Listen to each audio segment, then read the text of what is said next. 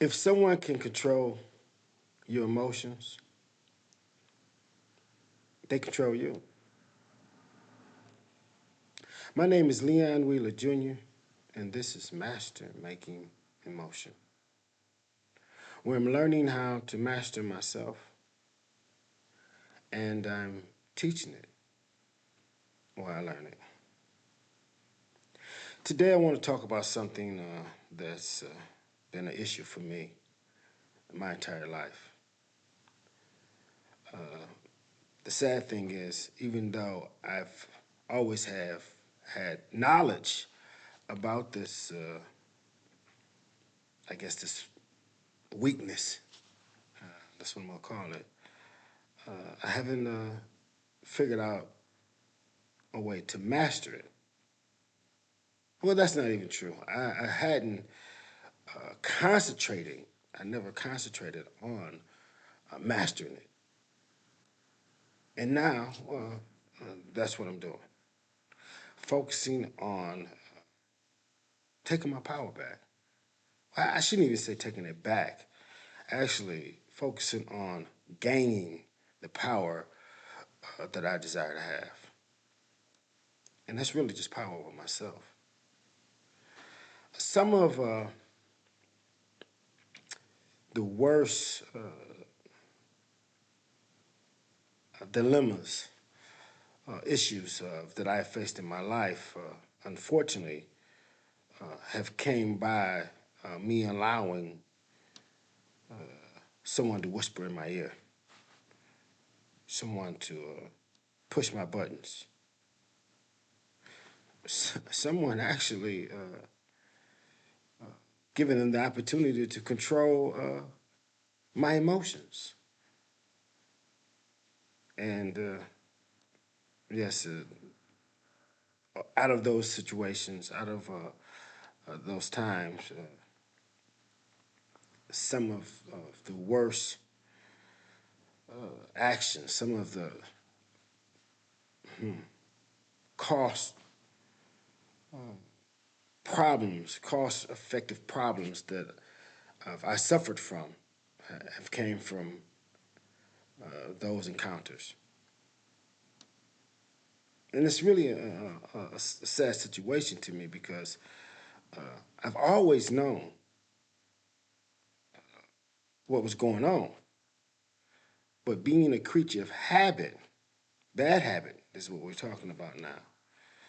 Uh, I found myself actually repeating the cycle over and over and over again, doing the same thing when these type of situations came about.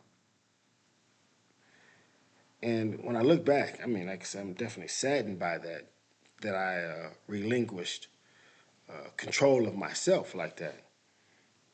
And I can't even say right now that I'm trying to regain my power because I guess I've never really had it.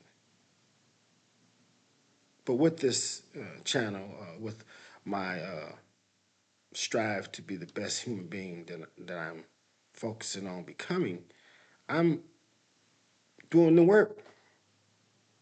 I'm identifying the problems and I'm doing the work. And that's a problem. That's been a big, major problem for me, allowing people to have access to my emotional disposition.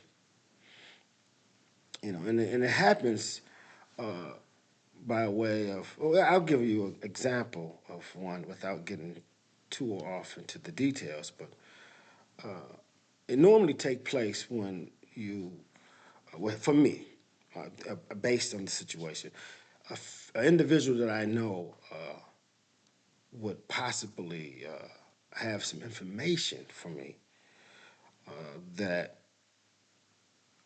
I don't know for the most part if they thought it would be in my best interest to know this, or if they had their intentions was to cause a problem for me altogether. I don't really know that answer. I don't really know if that was these individuals or if that was their intentions, but they know that I had odds with another individual, and they knew the both of us. And something took place, transpired between me and that individual, and they had some information for me.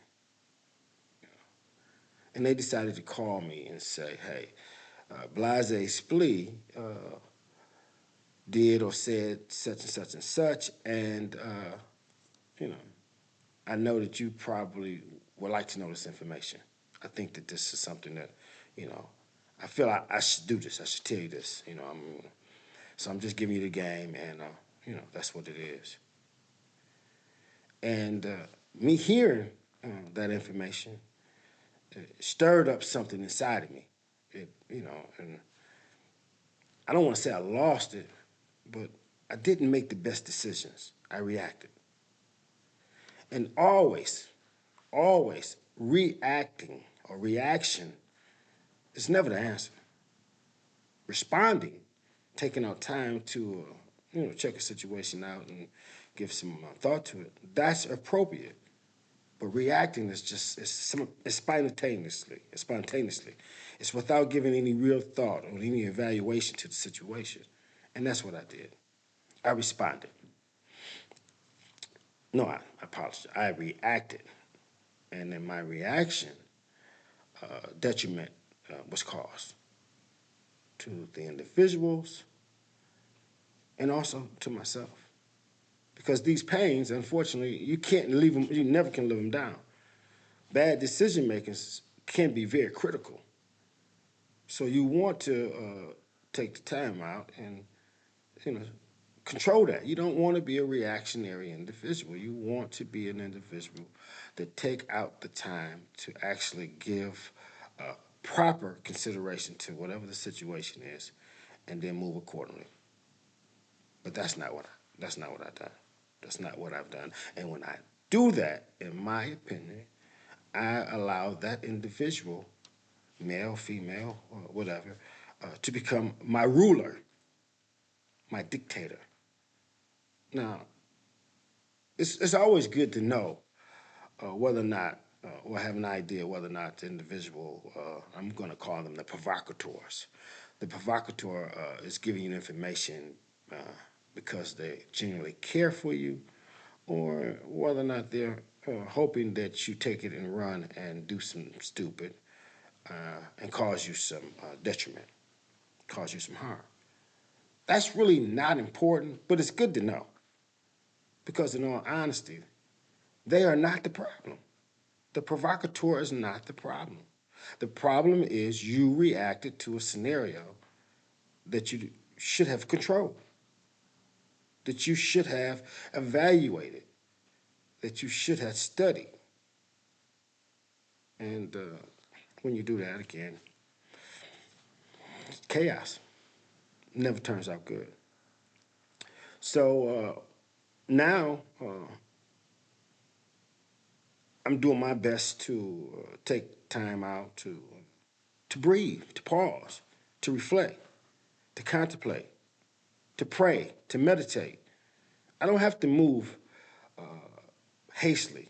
It doesn't have to take your time, evaluate, think, respond from a logical standpoint, not irrational, not without thought. And if you do that, chances are you're going to come out on top. But that's a practice you have to learn to add to your repertoire. It's something that you have to learn to do, and you have to develop it. So, I'm learning. I'm learning what real power is, you know. And real power is having control over yourself. That's what real power is about. So, if you're on a journey similar to that, if you trying to striving to develop dominance over yourself, mind, body, soul, spirit, you're in the right place. Check me out. Let's see what we can venture into and learn on this particular journey of me becoming the best individual that I can possibly find out in my imagination. Peace and love, family.